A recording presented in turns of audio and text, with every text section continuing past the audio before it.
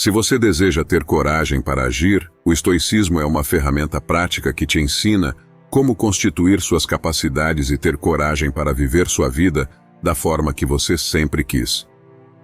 O estoicismo foi criado há 300 anos antes de Cristo por Zenão de Cítio. Ele era um comerciante bem-sucedido até que seu barco naufragou e ele perdeu tudo o que tinha. Então, chegando em Atenas, à procura de uma resposta pelo ocorrido, começou a ler sobre filosofia. Depois foi aluno do Creta, um dos maiores filósofos de Atenas, e por fim, fundou sua própria escola que ficou conhecida como estoicismo. Diferente de outras escolas, os estoicos queriam ficar no meio do povo para discutir sobre a vida e como torná-la melhor. Por isso, o estoicismo se espalhou por Roma, até o Império com Marco Aurélio, passando por escravos como o Epicteto e homens influentes como Sêneca. O estoicismo quebrava a regra da época de que mulheres não podiam aprender, e as mulheres faziam um tipo de reunião com as amigas, chamada convivia, para discutir os ensinamentos da filosofia. E é por isso que neste vídeo usaremos parte desses ensinamentos para falarmos sobre 7 coisas que devemos fazer para enfrentar o medo e transformá-lo em coragem, segurança e autoconfiança. Agora, antes de seguirmos, te convido a realizar 3 ações estoicas. 1. Deixe seu like. 2. Se inscreva no canal e 3. Ative o sino de notificações. Dessa forma, além de receber nossos vídeos assim que postarmos, você está nos ajudando imensamente. Não duvide de si mesmo. Vidas normais são marcadas pelo medo de não se olhar capaz ao tentar algo novo.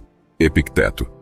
Tendo nascido escravo, a chance de Epicteto de ser lembrado como um dos maiores professores e filósofos estoicos era quase nula.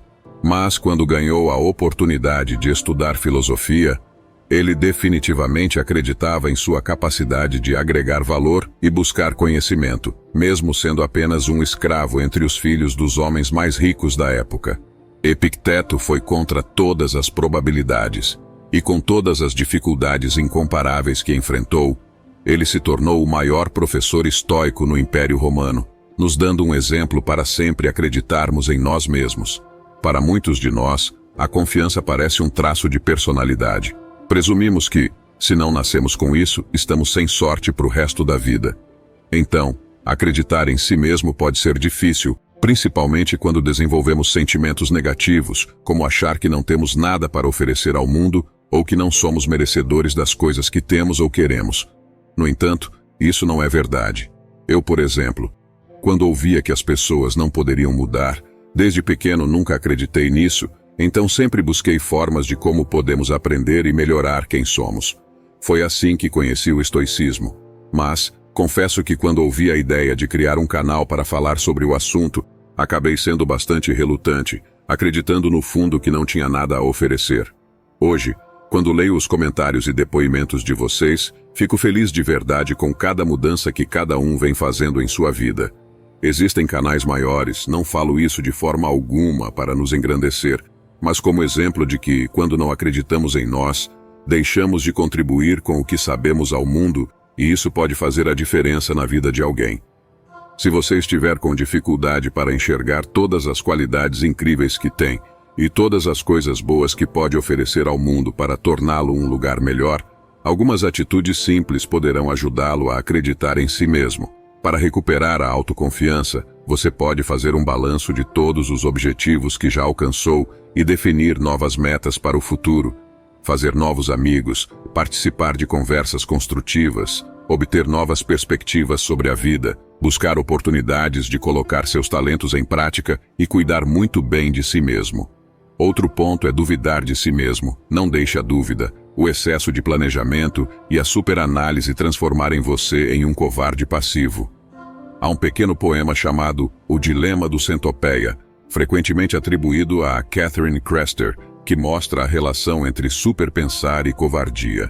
No poema, uma centopeia está caminhando sem problemas até que de repente um sapo pergunta como ela coordena todas as suas 100 pernas para se mover para frente.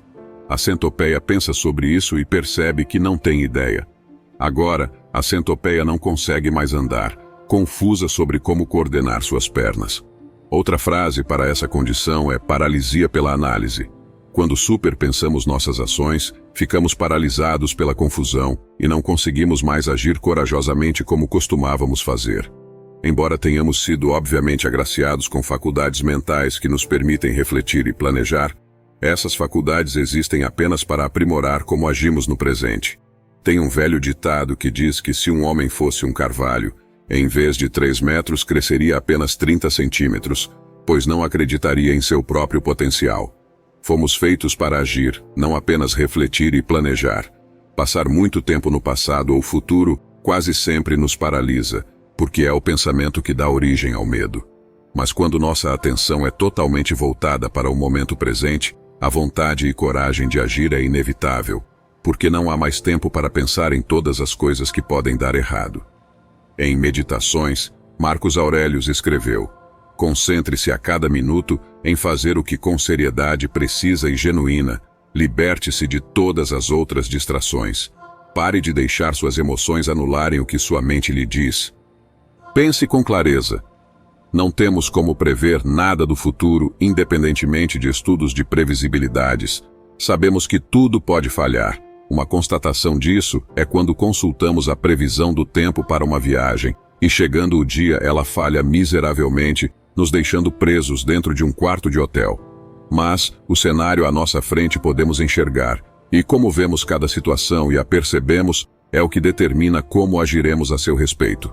Pensar com clareza nos faz enxergar como as coisas realmente são, e não como, algumas vezes, nossas emoções e medos nos fazem acreditar que são. Nossos pensamentos muitas vezes estão no piloto automático, por isso estamos acostumados a julgar tudo o que encontramos. Quando enxergamos nossas vidas como eu gosto e eu não gosto, possivelmente tudo o que não gostamos de fazer se tornará um martírio, resultando em um completo sofrimento. O mesmo acontece se trocarmos por eu me sinto confiante para fazer isso e eu não tenho segurança nenhuma para fazer isso. Mas se pensarmos em cada situação com clareza, podemos enxergar nossas atividades e obrigações ou nossos objetivos sem o peso das nossas emoções, medos e experiências negativas passadas. Pense no caso do Igor. Ele está tirando a carteira de habilitação, fez todas as aulas, se dedicou no final de semana treinando com o irmão, mas só de pensar no exame prático, Igor fica tão tenso e ansioso que entra em pânico. Chegando o dia do exame, Igor ficou esperando e com a ansiedade a mil, pensando que poderia falhar, que todos zombariam dele, que não teria segurança para dirigir, que realmente era um fracasso, e todos, quando o criticavam, tinham razão. Na sua hora do exame, Igor soltou a embreagem de uma vez e deixou o carro morrer. Na hora ficou desapontado, porque soube que não passou. O exame prático é um teste para verificação da carteira, onde o candidato a condutor deve realizar uma prova dirigindo para demonstrar suas habilidades de direção. Mas Igor não pensou no exame com clareza, pelo que realmente era, e sim, por seus medos e inseguranças. Se o tivesse feito, teria avaliado suas capacidades diante do desafio e, como se preparou, confiaria em si mesmo. O estoicismo nos ensina a agir de forma mais consciente após a primeira impressão emocional. Devemos transcender a fantasia inicial e, ao invés de nos deixarmos levar por medo e insegurança, assumir o controle e agir com tranquilidade e resiliência. Quando você ajustar sua mentalidade de acordo, descobrirá que nada o incomoda mais, como o incomodava antes, e você passará pela vida com muito mais facilidade. Busque soluções, não culpados. Nossos medos internos adoram procurar culpados em vez de soluções, porque isso alivia o difícil fardo de fazer uma mudança real em nós, para transferirmos a responsabilidade a outra pessoa. E para muitas pessoas, pedir que não culpem os outros parece ser uma demanda muito alta. Às vezes, outras pessoas são responsáveis pelas circunstâncias negativas em nossas vidas, dizem. Concordo com isso, mas procurar culpados frequentemente produz o resultado oposto de encontrar uma solução para seus problemas. Em vez de pensar em como ou qual maneira correta de resolver o problema em questão, você começará a pensar sobre quem é realmente culpado pela situação. Frequentemente, culpar os outros é algo que as crianças fazem. Isso porque seu desenvolvimento cognitivo e moral ainda não permite que compreendam a importância de assumir responsabilidade por suas ações. O antídoto para essa tendência de culpar os outros é a humildade. Contrariando crenças comuns, Descobrir como encarar as consequências dos próprios atos e erros não é apenas um exercício de maturidade, mas um poderoso impulso para o crescimento pessoal. Aprender a assumir responsabilidade por suas ações não apenas promove o desenvolvimento pessoal, mas também contribui para a construção de relações saudáveis. A capacidade de reconhecer e aprender com os erros é uma habilidade valiosa ao longo da vida. Isso não apenas ajuda a evitar repetições de comportamentos prejudiciais, mas também incentiva o crescimento pessoal e a autenticidade. Ao cultivar a humildade e a responsabilidade, estamos no caminho certo para pensar em solucionar os problemas vivenciados. Como disse Marcos Aurelius, não culpe ninguém, corrija as pessoas, se puder. Se não, apenas repare o dano. E suponha que você também não possa fazer isso. Aí para onde leva a culpar as pessoas?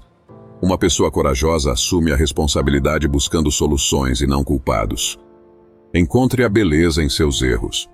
Cometer erros na vida é inevitável. Então, se você teme cometer um, inevitavelmente se tornará um escravo do perfeccionismo, com medo de agir por receio de fazer as coisas da maneira errada. Por mais que façamos as coisas da melhor forma, na busca pela excelência, a perfeição nunca será possível de alcançar. Quando existe um medo excessivo de errar e nunca se sente satisfeito com seus próprios esforços, nos transformamos em críticos implacáveis, não apenas de nós mesmos, mas também de todos ao nosso redor.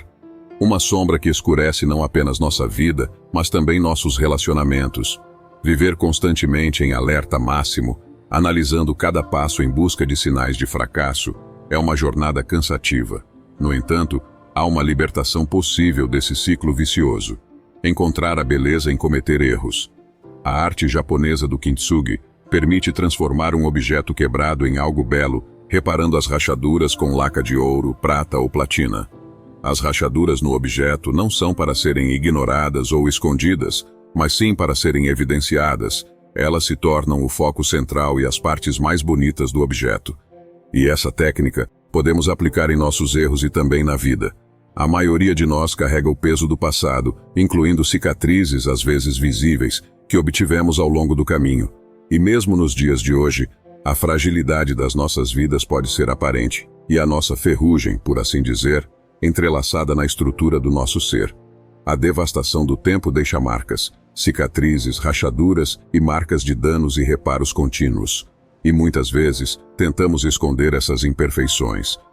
Kintsugi não esconde a história de quebrantamento, e sim o acentua, o tornando uma característica de beleza, em vez de algo a ser escondido. A arte do Kintsugi nos ensina que todo erro contém uma beleza maior, mas é preciso estar disposto a encontrá-lo. Cada erro é uma lição esperando para ser descoberta, e cada lição aprendida apenas torna sua alma mais bela. Em Meditações, Marcos Aurelius disse: se alguém puder refutar-me, mostrar que estou cometendo um erro ou olhando as coisas da perspectiva errada, eu mudarei de bom grado. Estou atrás da verdade, e a verdade nunca prejudicou ninguém. O que nos prejudica é persistir na autoenganação e ignorância. Racionalize seu medo. Epicteto diz: a principal tarefa da filosofia é responder ao clamor da alma, fazer sentir e, assim, nos libertar do domínio de nossas tristezas e medos. Quando Epicteto se tornou professor, ele enfatizou a racionalização de nossos medos, ou seja, que se analisarmos cada um dos nossos medos meticulosamente, veremos que não há base real para muitos deles, e a única razão pela qual sentimos medo é que há um medo maior, o de ser julgado socialmente. O que ele quer dizer com isto é que quando tememos perder os nossos empregos, por exemplo, não é apenas porque nos tornamos desempregados e temos medo, mas por causa do olhar crítico dos outros, uma ansiedade alimentada pela possibilidade de sermos rotulados como fracassados na vida diante de todos. Ele nos desafia a reconhecer que, em muitos casos, esses medos são, na verdade, desejos e caprichosos, como o empresário que pensa que não consegue viver sem motorista e as famílias que acham que não podem viver sem uma empregada. Ele nos orienta a discernir entre o que é realmente uma necessidade e o que não é.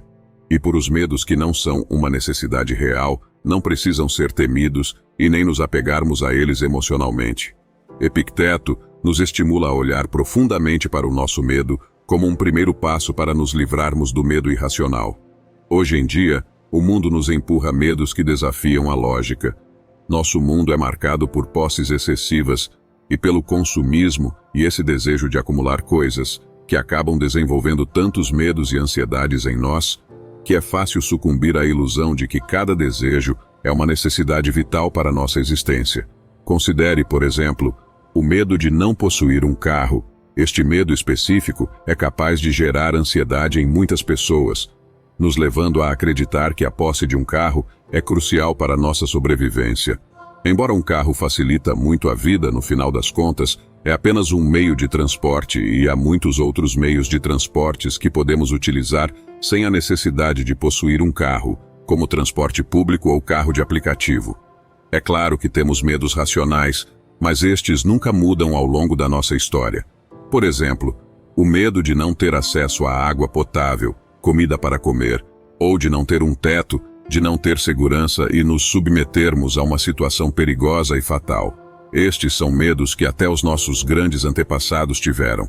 Portanto, devemos reconsiderar o que tememos hoje e filtrar os medos que são racionais daqueles que apenas pensamos serem racionais, mas acabam não sendo na realidade. Uma das maneiras pelas quais Epicteto incentiva as pessoas a superarem os medos é estudando filosofia. No caso de Epicteto, foi a filosofia que o fez atingir uma consciência tão elevada dos seus medos e de como lidar com eles. A filosofia é um remédio para ver a vida como ela realmente é. Ele capacita nossas mentes, nos tornando mais preparados para discernir entre as coisas que merecem a nossa reflexão e as coisas que deveríamos abandonar. Nos tornamos mais conscientes dos nossos medos e se eles são racionais ou irracionais. Também podemos procurar dar sentido aos nossos medos, nos desafiando, como aqueles que escalam montanhas especificamente porque temem a altura. Apenas se certifique de fazer uma análise e vê-los como realmente são, a partir de um objetivo. Sempre se lembre, se o medo fosse um oceano, então você é um ser humano que pode sair desse oceano, não um peixe que nada nele sem parar. Se humilhe para aprender. Embora possa parecer estranho à primeira vista, se humilhar e coragem estão intimamente ligadas. Na história A Roupa Nova do Imperador, 2 vigaristas visitam um imperador e tentam lhe vender um traje. Eles dizem a ele que o traje é especial e muito nobre, mas é invisível para aqueles que são tolos ou incompetentes. Intrigado, o imperador, que gosta de gastar o dinheiro do reino em luxos para si mesmo, faz uma encomenda do traje. Ao ser concluído, os vigaristas mostram ao imperador seu traje, que na verdade não existe. Mas o imperador, incrivelmente vaidoso e orgulhoso, não quer ser considerado tolo ou incompetente, então ele diz que está feliz com seu traje e o usará no próximo desfile.